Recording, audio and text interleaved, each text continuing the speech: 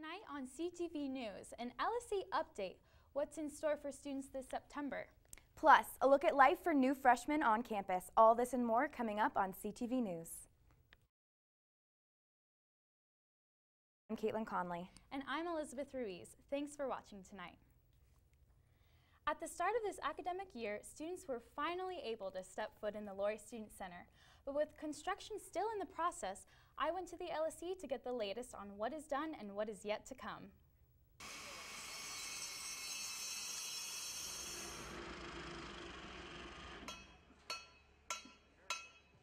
The sounds of construction are still strong at the Laurie Student Center as students sit down for a bite to eat. While some may be annoyed by the noise and closed off parts to the rest of the building, others are excited for what is to come. It looks like really clean right now, probably just because it's new, but it definitely is going to look like, I think it's going to be a lot bigger and a lot more room, and it's very fancy and high tech. With the construction starting in May of last year, many students are anxious to explore the new area and try the new restaurants. The places already open include Spoons, Bagel Place, Taco Bell, Carl's Jr., That's a Wrap, and Subway. Coming soon is Panda Express. But why are all the walls so white? Director of Marketing Donnie Luckett says that food was a first priority to make students happy. And going forward, there will be plenty of art, lots of color, not to worry, it will be beautiful. Also coming into the building will be the offices of LSE West and Student Media. There's so many things in this building that are really about the students, that the students said they wanted, and faculty, staff, and students worked hard to bring into the building. So I'm excited for everybody to see it. The hope is that by October, everything will be finished and everything will be a go. While there is no official date, the construction of the LSE is predicted to be finished by mid-September. With the class of 2018 joining CSU, our campus has been flooded with eager freshmen attending class and making their transition away from home. I sat down with a few freshmen to see how they've been settling in.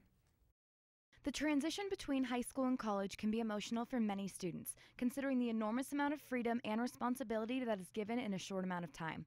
The class of 2018 has proved to CSU that they are very excited for the experience that our college has to offer.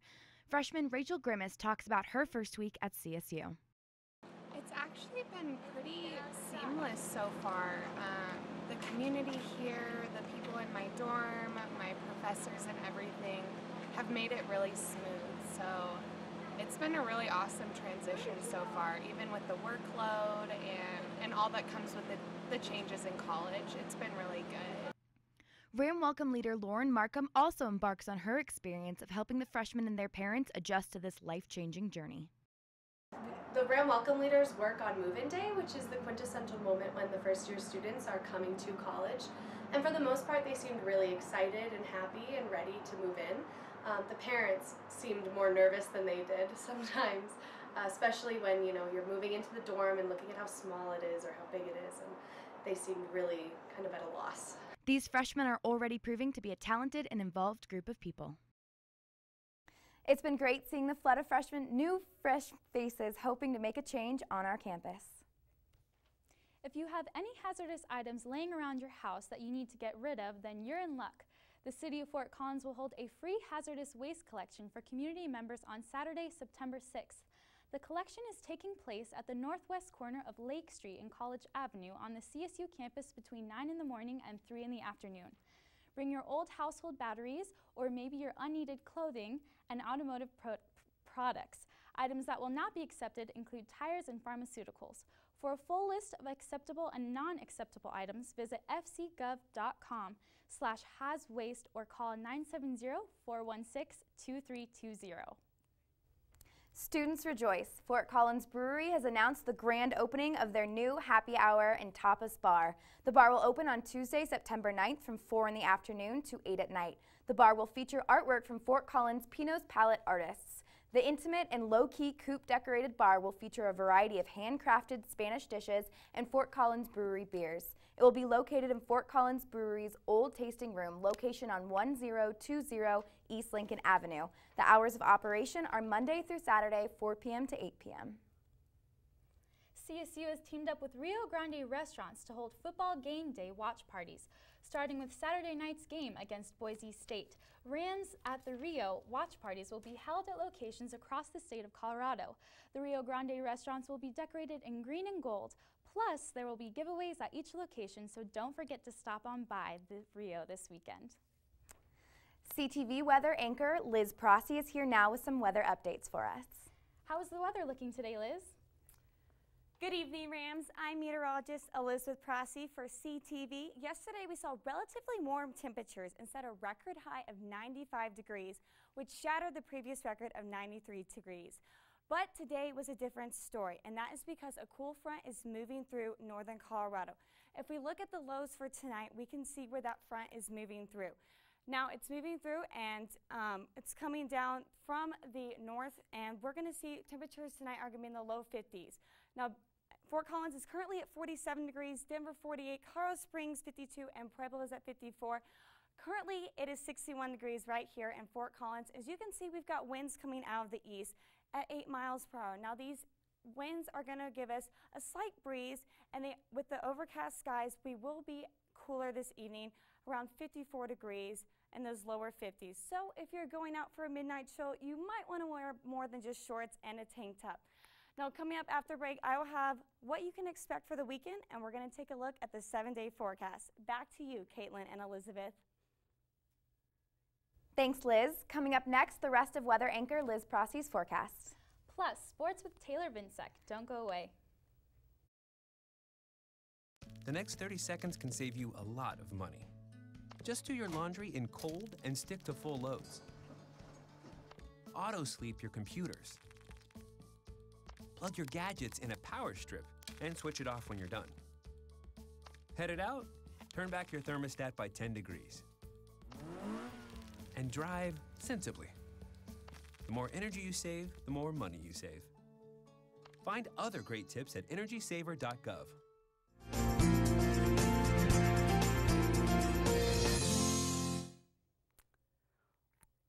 Welcome back, Rams. I'm Elizabeth Prossi with your latest weather update. For tomorrow, we can expect the atmosphere to heat up in the afternoon.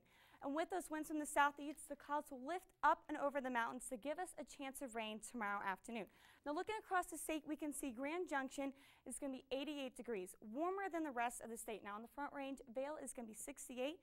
Denver is going to be 71. Colorado Springs 65. Pueblo is 67 degrees.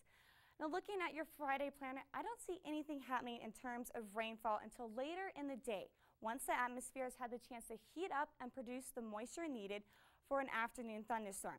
So it will be a cool morning as you go and head out to your early morning classes before those clouds start rolling in around noon, which is why we're only going to heat up to 68 degrees tomorrow, which is significantly cooler than it was yesterday. So if you're headed out to Moby Arena to cheer on our Ram volleyball tomorrow evening, make sure you pack a light jacket because temperatures will dip into those upper 40s tomorrow night. Now let's take a look at your 7-day forecast. Now we can see that cool front, it's moving through. So that's why these next few days there will be a chance of rain. Sunday we're going to warm back up into the 80s, and then we're going to cool back off again because there is another storm system coming through. And we may not even break the 50s in the middle of next week. So it's going to be a cooler weekend, but still nice enough to go and enjoy the outdoors. Back to you. Thanks for the weather update, Liz. Our sports anchor, Taylor Vinsek, is here with us now. Taylor, what's new and exciting in Ram sports? All right, ladies. Well, the 13th ranked Colorado State women's volleyball team brought home a win Wednesday evening as they swept Northern Colorado. The Rams took all 3 sets of the match, starting off at 25-17, 25-13, and followed by 25-21. Wednesday's sweep put the Rams at 12 consecutive sets on the season, closing in on their 1986 record of 21 consecutive sets. Kelsey Snyder led the Rams with 11 kills, followed by Jasmine Hanna with 8 and Acacia Andrews with 7. The Bears' defense net totaled 18 blocks, but that was not enough to top the Rams at 13. This week, the Rams will face one of their toughest weekends of the regular season, where they will host Florida A&M on Friday at 7. Then, last year's runner-up Wisconsin comes to Moby Arena for the highly anticipated top 15 matchup. That game day is on a Saturday night, and this this is a whiteout, so the fans will want to come early for a barbecue and free giveaways. While volleyball is dealing with its own tough matchup, the Rams football team heads down to Idaho to face Boise State Broncos on Saturday. This will be the 4th time the Rams have faced Boise State, and they have yet to bring home a win. Last week, the Rams were extremely successful on the ground. However, in order to keep up with the Broncos, the Rams will need to establish a stronger attack through the air. Ram fans will be able to see that balanced attack on ESPN2. All right, Taylor, so we know the Rams won the showdown this past weekend, but how do you think that's going to put us for the Boise State game this weekend? You know, honestly, the Rams have their 2 toughest games in September against Boise State and Boston College, so if they do well with that, it's honestly, you know, it's anybody's game, and I think that we could get a bowl game and even a Mountain West Conference. Well, I'm really hoping to see one of those. But coming up after the break, entertainment news, including a free concert for students in the University Center of the Arts Friday night. And the musical acts for this year's RamFest have been announced. Stay tuned.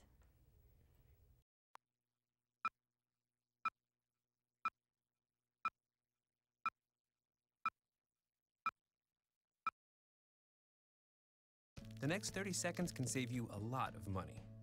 Just do your laundry in cold and stick to full loads. Auto-sleep your computers. Plug your gadgets in a power strip and switch it off when you're done. Headed out? Turn back your thermostat by 10 degrees. And drive sensibly. The more energy you save, the more money you save. Find other great tips at energysaver.gov. Looking for something to do on Friday night? How about a free concert? Fierce Bad Rabbit, an indie rock and pop quintet from Fort Collins, will be playing at the Griffin Concert Hall in the University Center for the Arts Friday night at 9. The concert is part of the Contemporary Artist Music Series at CSU, sponsored by the Bohemian Foundation.